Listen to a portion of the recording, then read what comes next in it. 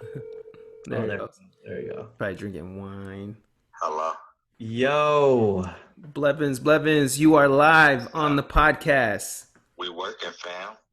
but just tell us your thoughts, man, about George Floyd, how that incident went down, and It's heartbreaking, man. Still in the year 2020, we have to experience this. You know, to see that happen, for that to be the norm, like it's unfathomable that that's the kind of country that we live in. That America's considered the greatest country in the world. Yet there's so many issues that we have, and it obviously could be worse. But to be a black man in America, it's the greatest thing in the world, and sometimes it could be the scariest thing in the world. So, it pains me to see that's going on, and that his family has to live with that for the rest of their lives. And yeah, it's great that the officer was arrested, but there's still more to do, and really nothing's finished yet because there needs to be a conviction. So, how do you feel the crowd's participation? Maybe the people that are filming are egging on the cops. Do you feel that that might have a toll on the situation that happens? Because, like, let's say if he was by himself with no crowd or no one around to film it, you think that would have ended the same? yeah, I think it would have ended the same in terms of the final result, but I don't think we would be where we're at right now with an arrest without video footage.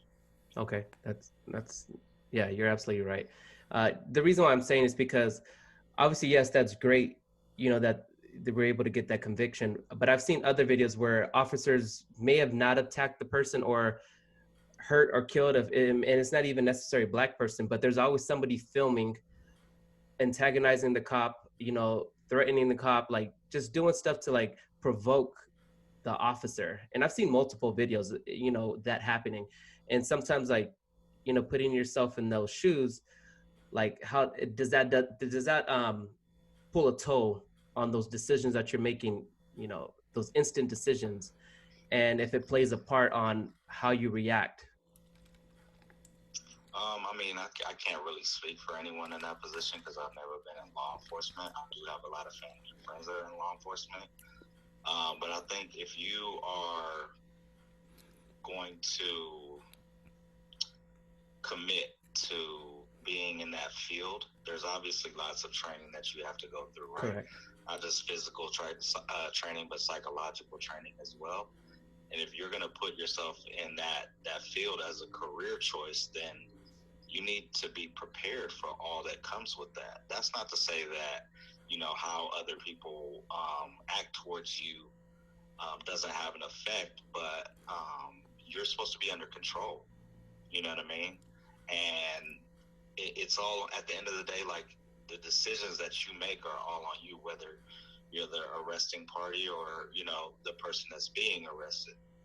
And, from the looks of it, we don't know everything, but from the looks of it, it looks like the officers were completely in the wrong in how they handled the situation. Like, it could have been handled much, much differently, especially due to the fact that it was 4-on-1. You know what I mean? So that's how I look at it. Yeah, man, it's hard, man. I hate talking about this stuff. But it needs to be talked about, and the dialogue needs to be had. And it doesn't need to just, stop right here. It has to be a continuous conversation until there is change.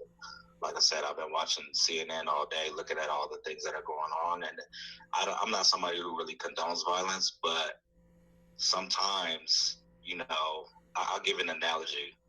So one time I was cooking, and I had a pot on top of the pan.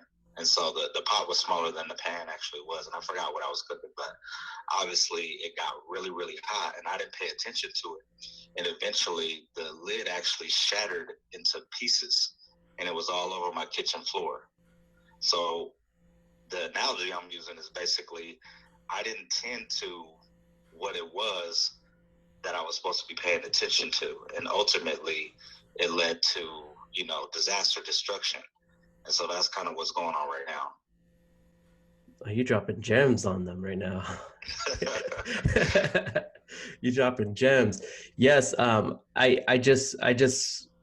think protesting and rioting are two different things, and you just have to make sure that, yeah, you deliver your message, but do it safely and make sure you're not put in harm, because these guys are burning their businesses, but then when they got to go get eggs the next day, it's going to be hard for them.